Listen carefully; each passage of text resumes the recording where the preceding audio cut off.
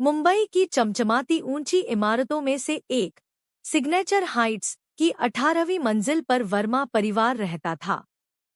विशाल वर्मा एक नामी बिजनेसमैन थे। उनकी पत्नी संध्या समाज सेवा में व्यस्त रहती थी और उनके दो बेटे रोहन और आरव अपने अपने करियर में बिजी थे। बाहर से यह परिवार खुशहाल और परफेक्ट लगता था, महंगी गाड़ियों, आलीशान घर और ब्रांडेड कपड़ों से सजा हुआ। लेकिन इस दौलत और वैभव के बीच एक इंसान ऐसा भी था जो इस घर में होकर भी नहीं था। सरला देवी, विशाल की माँ। 75 वर्षीय सरला देवी कभी इस घर की धुरी थी। उन्होंने अपने पति के साथ मिलकर इस परिवार को सींचा था, मगर अब वह बस एक बुजुर्ग बनकर रह गई थी। एक ऐसा रिश्ता जिसे निभाना अब सबके लिए एक जिम्मेदारी बन चुका था। घर में सब कुछ था, लेकिन माँ के लिए समय नहीं था। एक दिन विशाल और संध्या ने अपने बेटों को लिविंग रूम में बुलाया। हमें एक जरूरी बात करनी है, विशाल ने गंभीर आवाज में कहा। रोहन और आरव, जो अपने लैपटॉप और फोन में व्यस्त थे, अनमने मन से उठे और सोफे पर बैठ गए। अब माँ की देखभाल आसान नहीं रही। डॉक्टर ने कहा है कि उन्हें पूरा समय और ध्यान चाहिए। संध्या की भी अपनी सोसाइटी मीटिंग्स होती हैं और मेरा बिजनेस। हम माँ को इस तरह अकेला नहीं छोड़ सकते। आरव ने कहा, तो क्या करें? हम माँ के रहने की व्यवस्था बांट लेते हैं। 6 महीने रोहन के पास और 6 महीने आरव के पास, संध्या ने प्रस्ताव दिया। रोहन और आरव ने एक दूसरे को देखा। हमें कोई दिक्कत नहीं, रोहन ने लापरवाही से कहा। हाँ, यही सही रहेगा, आरव ने भी सहमति जता दी। लेकिन सरला देवी, जो कमरे के बाहर खड़ी थी, यह सब सुन रही थी। उनकी आंखों में आंसू आ गए। अगले दिन माँ के लिए एक छोटा सा बैग पैक किया गया। माँ, अब आप 6 महीने रोहन के साथ और फिर 6 महीने आरव के साथ रहेंगी, विशाल ने मुस्कुराकर कहा, मानो कोई बड़ा एहसान कर रहे हों।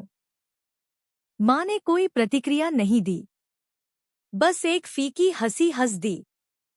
रोहन एक मल्टीनेशनल कंपनी में ऊंचे पद पर था। उसकी पत्नी रिया एक फैशन डिजाइनर थी, जो सोशल मीडिया पर अपने ब्रांड को प्रमोट करने में बिजी रहती थी। उनके दो बच्चे, अयान 10 साल और कियारा 7 साल, एक नामी स्कूल में पढ़ते थे। पहले कुछ दिन तो माँ के आने की खुशी रही, लेकिन धीरे धीरे उन्हें एक बोझ की तरह महसूस कराया जाने लगा। माँ, आपको दवा लेनी है? जरा सोच समझकर, दवाइयाँ महंगी होती हैं, रिया कहती। माँ, ज्यादा टीवी मत देखो, बिजली का बिल बढ़ जाता है, रोहन समझाता। बच्चों को माँ से कोई जुड़ाव नहीं था।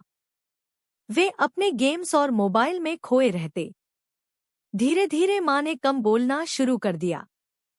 जब माँ आरव के घर पहुंची, तो उन्होंने सोचा कि शायद यहाँ सुकून मिलेगा। लेकिन यहाँ हालात और भी बुरे थे। आरव की पत्नी नेहा का कहना था, माँ, आप हर चीज में टोकती क्यों हैं? माँ, आप किचन में मत आइए, हमें अपने हिसाब से काम करने दीजिए। माँ के पास अब करने को कुछ नहीं था। वे बस बालकनी में बैठकर बाहर देखती रहती। एक दिन, जब नेहा अपनी सहेली से फोन पर बात कर रही थी, तो माँ ने सुन लिया। 6 महीने तो झेल लिए, अब जल्दी से रोहन की बारी आए। माँ की आंखों से आंसू छलक पड़े। अगली सुबह माँ ने सबको अपने कमरे में बुलाया।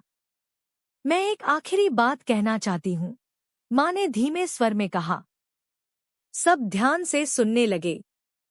अगर मेरा भी बंटवारा हो रहा है, तो क्यों न इसे पूरी तरह सही तरीके से करें? सब चौंक गए। माँ ने एक चाकू उठाया और अपना हाथ आगे बढ़ाया। अगर मेरी मौजूदगी का बंटवारा कर रहे हो, तो क्यों न मेरे शरीर का भी बंटवारा कर लो? मेरा आधा शरीर रोहन के घर जाए और आधा आरव के पास। कमरे में सन्नाटा छा गया। माँ, आप कैसी बातें कर रही हैं? रोहन घबरा गया। तो फिर यह कैसे सोच लिया कि माँ के प्यार, उसकी देखभाल और उसकी मौजूदगी को बांटा जा सकता है? सबकी आंखें झुक गईं। उस दिन के बाद कुछ बदल गया। विशाल और संध्या को एहसास हुआ कि माँ कोई जिम्मेदारी नहीं, बल्कि जीवन का सबसे अनमोल हिस्सा है। रोहन और आरव को समझ में आया कि माँ को समय देना बोझ नहीं, बल्कि सौभाग्य है। उन्होंने एक बड़ा फैसला लिया। अब माँ को कहीं जाने की जरूरत नहीं, क्योंकि उनका घर यही है। माँ की आंखों में पहली बार सच्ची खुशी के आंसू थे। अगर आपको यह कहानी पसंद आई हो, तो लाइक और शेयर करें। ऐसी ही दिल छू लेने वाली कहानियों के लिए निमृत स्टोरीज को सब्सक्राइब करें और बेल आइकन दबाएं, ताकि हमारी हर नई कहानी आप तक पहुंचे।